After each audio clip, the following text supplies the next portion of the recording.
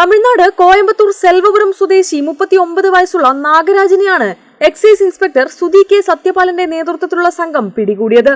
തിരഞ്ഞെടുപ്പിന്റെ മുന്നോടിയായി രാവിലെ എക്സൈസ് വിഭാഗം ഗുണ്ടലൂർ പെരിന്തൽമണ്ണ റൂട്ടിലെ KSRTC ബസ്സിൽ പരിശോധന നടത്തി വരികയായിരുന്നു.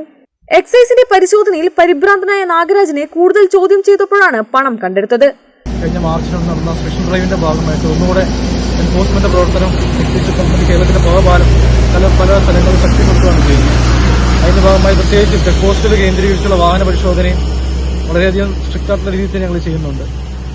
അതിൽ ഇന്ന് രാവിലെ 7:10 മണിക്ക് ഗുഡല്ലൂർ പെരിന്തൽമണ്ണ റോഡിലോടുന്ന KSRTC ബസ്സിൽ നിന്നും ഞങ്ങൾ വാഹനം പരിശോധിച്ചുകൊണ്ടിരുന്നപ്പോൾ ഒരാൾ ഞങ്ങളെ കണ്ട് ഭയപ്പെടുകയും ടെൻഷനാവുകയും ചെയ്യുന്നതാണ്. അപ്പോൾ ഞാൻ സിറ്റി സമിതി ഞങ്ങൾ ടിയാന്റെ ബാഗ് തുറന്ന് പരിശോധിച്ചതിൽ അതിൽ 500 ഡിനോമിനേഷൻ വരുന്ന 50,000-ന്റെ 125ഓളം കെട്ടുകളും 200 രൂപയുടെ 89ഓളം നോട്ടുകളും ആകെ 62,67,800 രൂപയും കണ്ടെടുത്തിട്ടുള്ളതാണ്.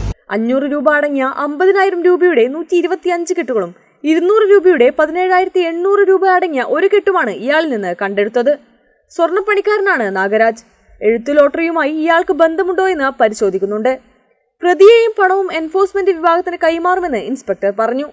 Excise preventive officer PP Pramod, civil excise ഓഫീസർമാരായ N Shareef, A Vishnujith, PM Sanu എന്നിവരും പരിശോധനയിൽ പങ്കെടുത്തു.